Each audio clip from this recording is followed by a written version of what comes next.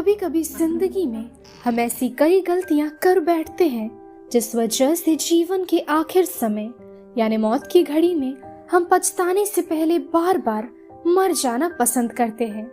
कहने का मतलब है आज की हमारी ये मूवी मैरियोनेट मूवी की स्टोरी लाइन, प्लॉट और लीड कैरेक्टर के इमोशंस के दर्द को आप सभी फील कर पाएंगे।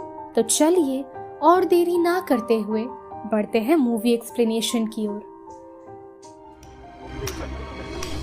मूवी की शुरुआत होती है मीना से। मीना ने गर्ल्स हाई स्कूल में हाल ही में एडमिशन ली थी और वो अपनी जिंदगी में हमेशा हंसी खुशी रहा करती थी। उसे अपनी जिंदगी के किसी भी दुख से शिकायत नहीं था। अब एक दिन क्लास के दौरान मीना अपने दोस्तों के साथ मजे कर रही थी। बातों बातों में हम ऑडियंस को पता चलता है मीना को दूसरे यूनिवर्सिटी का सबसे फेमस लड़का डेट कर रहा है। दोनों की मुलाकात ऑनलाइन चैटिंग से हुई थी, जिसके बाद ये दोनों एक दूसरे को पसंद करने लगे और आजकल स्कूल की छुट्टी होते ही दोनों एक दूसरे के साथ काफी क्वालिटी टाइम स्पेंड करते हैं। धीरे धीरे दोनों के बीच की करीबी बढ़ने लगती है। मीना अपने बॉयफ्रेंड पर भरोसा करने लगी थी, लेकिन किसके मन में खोट है ये जानना सच में आजकल काफी मुश्किल हो चुका है। एक रात दोनों बाहर में मजे कर रहे थे। मीना का बॉयफ्रेंड उसे गाने गाकर सुनाता है और उसके साथ मजे से एंजॉय करने लगता है। इस बीच मीना का बॉयफ्रेंड मीना को बार बार ड्रिंक्स ऑफर करता है और मीना ने काफी पी ली थी। उसे घर जाने के लिए भी देरी हो रही थी। मीना अपने बॉयफ्रेंड से जिद करने लगती है कि अब वो घर जाना चाहती है, लेकिन अब भी मीना का बॉयफ्रेंड उसे ड्रिंक्स पिलाने की जिद करता है। मीना नशे में झूम रही थी। मीना का बॉयफ्रेंड उसका नशा कम करने के लिए उसे एक दवाई देता है, जिसे पीने के बाद उसका बॉयफ्रेंड दावा करता है कि मीना की मॉम मीना के पीने की बात समझ ही नहीं पाएगी। मीना अपने बॉयफ्रेंड पर भरोसा करके वो दवाई पीने लगती है और यहीं से कहानी के नए मोड़ की शुरुआत होती है। दवाई पीते ही मीना बेहोश हो जाती है और होश में आने के बाद मीना खुद को बंद एक कमरे में पाती है। उसके सामने एक कैमरा रखा गया था।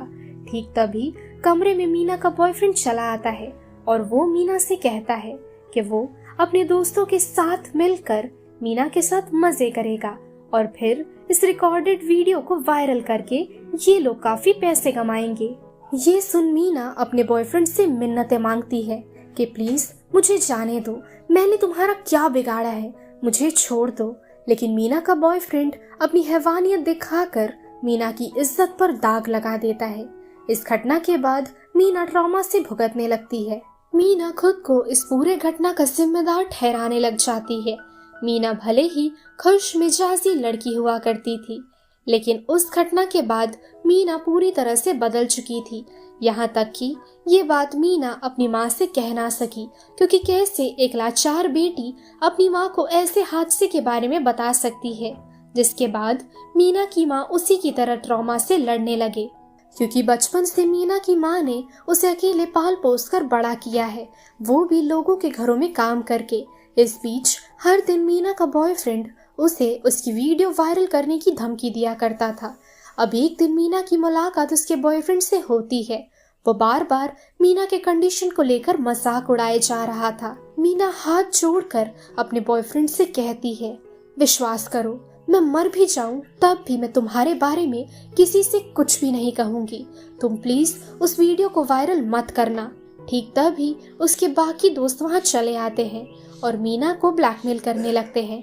मीना को उन लड़कों की बात माननी पड़ती है, जिससे कि ये लोग उसकी वीडियो वायरल ना करें। उन लड़कों के कहे मुताबिक मीना को वो दवाई दोबारा से पीनी पड़ती है और ये सभी लड़के मिलकर दोबारा मीना की वीडियो रिकॉर्ड करते हैं और फिर मीना की ये वीडियो लीक कर दी जाती है। मीना की वीडियो वायरल हो जाती है। इस वायरल वीडियो का नाम रखा गया था मैरियोनेट। इस घटना के बाद मीना के घर के सामने हर वक्त मीडिया रहने लगती है। मीना की मॉम अपनी बेटी की वजह से टूट चुकी थी।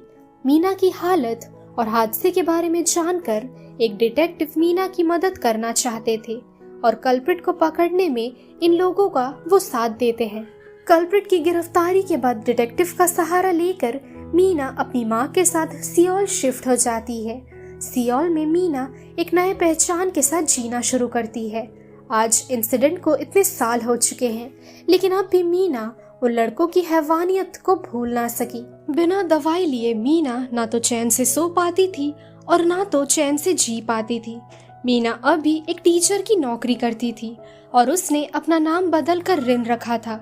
रिन की शादी भी तय हो गई थी और ऐसे ही उसका दिन कटता था।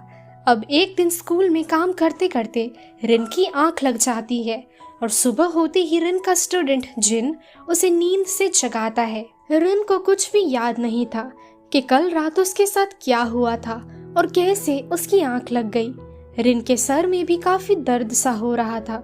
इस दौरान रिन अपनी कलाई पर रस्सी के दाग नोटिस करती है और इस वजह से रिन को 10 साल पहले हुए उस हादसे के बारे में याद आने लगता है। कुछ देर बाद रिन फ्रेश होने के लिए जाती है। ठीक तभी उसके फोन पर एक वीडियो भेजी जाती है। वीडियो में कल रात की फुटेज थी। कल रात रिन के साथ दोबारा से वो सब कुछ हुआ था जिस हादसे को रिन 10 साल से भुगत रही है। रिन इस वीडियो को देखने के बाद टोटली इस मामले से खुद को दूर रखती है, लेकिन एक दिन रिन अपने फियांसे और अपने सास ससुर के साथ डिनर कर रही थी। इस दौरान रिन को किसी अननोन नंबर से मैसेज आने लगते हैं, अभी के अभी अगर तुमने मुझे तुम्हारी प्राइवेट पिक्चर्स नहीं दी फिर मैं सभी को तुम्हारे मैरियोनेट होने के बारे में बता दूंगा। और बदकिस्मती से रिन को अपनी दर्दनाक हादसे से जुड़ी पहचान छिपाने के लिए अपने प्राइवेट पिक्चर्स उस आदमी को देना पड़ता है। ये आदमी अपना नाम मास्टर बताता है और मास्टर हर दिन रिन को धमकी दिया करता था। अब ऐसे ही दिन कटती जाती है और एक दिन मास्टर रिन से कहता है, तुम्हारे घर के पीछे की गैरेज में मैंने तुम्हारे लिए एक गिफ्ट रखा है। वो गिफ्ट देखकर तुम मुझे बताना तुम्हें मेरा प्यारा सा गिफ्ट कैसा लगा। रिन गैरेज जाकर वो गिफ्ट चेक करती है और उसे गिफ्ट के तौर पर बेहोशी की वो दवाई दी जाती है जिस वजह से शुरू में उसके साथ वो सारे हादसे हुए थे। रिन की जिंदगी में ये दवाई किसी जहर से कम नहीं है। रिन जैसे ही वो गिफ्ट देखती है उसे दोबारा से उसकी पुरानी बातें याद आ जाती है। उसे लगने लगता है उसकी जिंदगी दोबारा से बर्बाद हो गई है और घबराहट के चलते रिन वो शीशी तोड़ देती है। अगली सुबह रिन क्लास ले रही थी। ठीक तभी उसे मास्टर फोन करके दोबारा से धमकी देता है, कल तुमने मेरा दिया हुआ तोहफा तोड़ दिया, अब इसकी सजा तुम्हें काफी भारी पड़ने वाली है। वो कहता है 10 सेकंड के अंदर अंदर तुम्हारे सभी स्टूडेंट्स के फोन पर मैं ऐसी एक तस्वीर भेजूंगा जिससे तुम्हारा दिमाग खराब हो जाएगा। रिन डर के मारे सभी बच्चों को अपने अपने फोन स्विच ऑफ करने को कहती है, लेकिन कोई भी उसकी बातें नहीं सुनता है और तभी सभी के फोन पर एक पिक्चर भेजी जाती है। लेकिन हैरानी की बात तो ये है, ये पिक्चर रिन की नहीं थी, बल्कि ये पिक्चर तो रिन की स्टूडेंट श्रीजामी की थी। श्रीजामी के पिक्चर्स लीक होते ही वो शर्म से क्लास से बाहर चली जाती है। दोस्तों, श्रीजामी जिन की गर्लफ्रेंड है। जिन वही लड़का है जिसे कुछ दिनों पहले हमने रिन को जगाते हुए देखा था।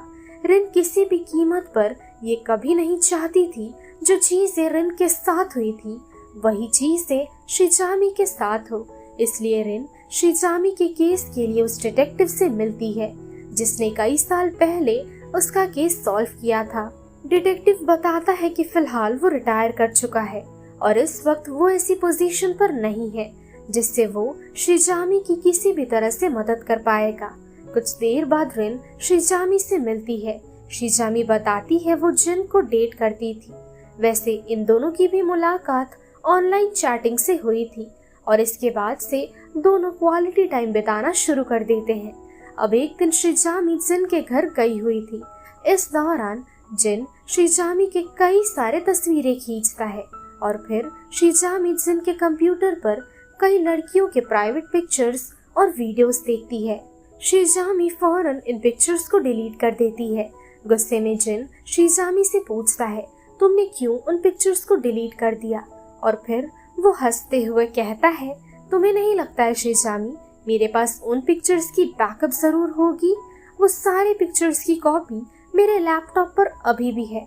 और फिर जिन वहाँ से हंसते हुए चला जाता है। हालांकि जाने से पहले वो शिजामी को उसकी सारी पिक्चर्स वायरल करने की धमकी देता है। रिन उसकी बातें सुन समझ चुकी थी कि जिन मास्टर के साथ मिलकर ये सारी हरकतें कर रहा है। रात के समय रिन अपने फियांसे को शिजामी के बारे में बताती है, जिसके रिप्लाई में वो कहता है इसमें जिन का कसूर नहीं है, कसूर तो शिजामी का है, क्योंकि बिना किसी लड़की के परमिशन के एक लड़का ऐसा काम नहीं कर सकता है। कहीं ना कहीं उन लड़कियों में ही खोट होता है, जैसा कि इस केस में शिजामी में खोट है। और उस लड़की के ऐसे कांड की वजह से अब तो उससे कोई लड़का शादी तक नहीं करेगा। इस बात से रिन बेहद उदास थी, क्योंकि शिजामी की जगह वो अपने आप को देख रही थी। और अपने फियांसे की ऐसी सोच के बारे में जानने के बाद रिन पूरी तरह से उसे इग्नोर करने लगती है।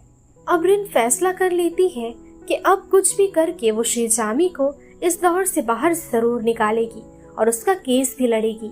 एक रात रिन जिन का पीछा करते हुए एक क्लब में जाती है, जहां उसे जिन देख लेता है।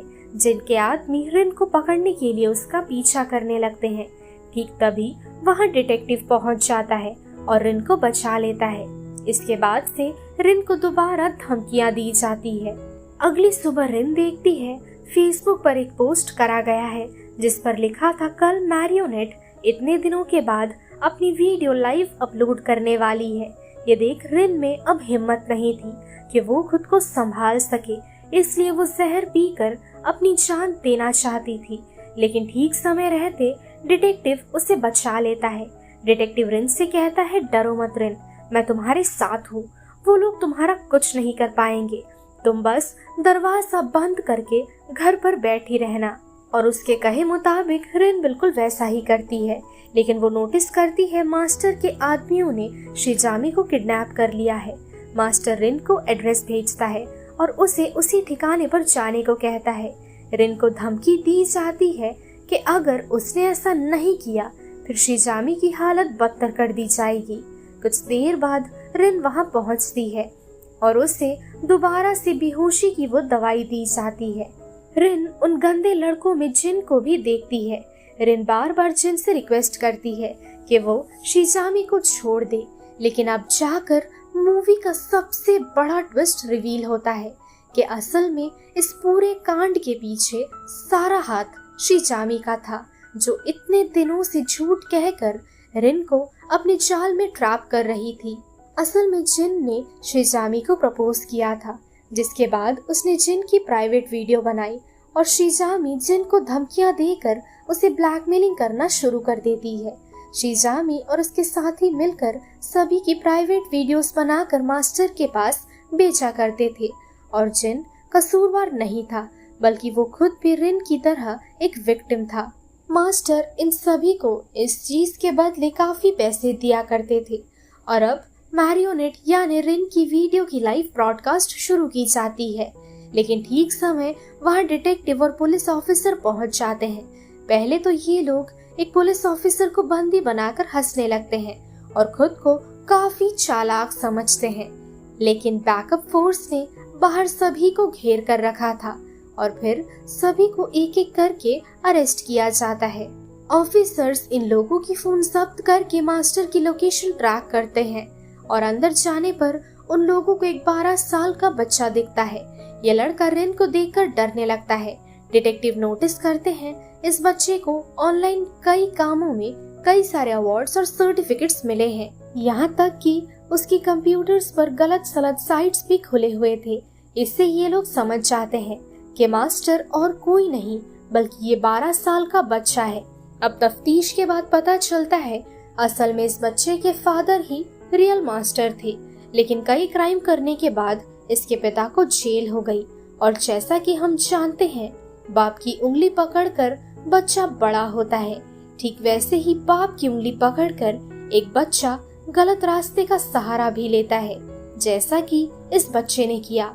बच्चे की कम उम्र को मद्देनजर रखकर उसे सजा तो नहीं दी जाती है, लेकिन उसे मेंटल थेरेपी करने के लिए भेजा जाता है, जिससे कि ये बच्चा दुनिया के नियमों को सीखेगा कैसे सभी के साथ मिलजुल कर रहा जाता है और कैसे बिना गलत काम किए एक साधारण जिंदगी बिताई जाती है। कुछ एक्सपर्ट्स आखिर में बताते हैं कि ये सारी चीजें इस बच्चे के लिए एक वीडियो गेम की तरह थी। रिन, जिन और बाकी सभी विक्टिम्स को ये बच्चा गेमिंग कैरेक्टर्स की तरह प्ले करता था, लेकिन जैसे ही उसने अपने सामने इन कैरेक्टर्स को देखा वो डरने लग गया। सो दोस्तों, यही थी आज की हमारी एक एपिक मूवी एक्सप्लेनेशन मैरियोनेट। ये मूवी आप सभी को कैसी लगी कमेंट सेक्शन में मुझे जरूर बताइएगा। साथ ही अगर आपको आज की ये वीडियो पसंद आई हो तो वीडियो को लाइक कीजिए, जितना हो सके वीडियो को शेयर करिए, और अगर आप चैनल पर नए हो तो चैनल को सब्सक्राइब करना भी ना भूलें। सो मिलते हैं हमारे अगले वीडियो पर, तब तक के लिए स्टे सेफ, शब्बा खैर।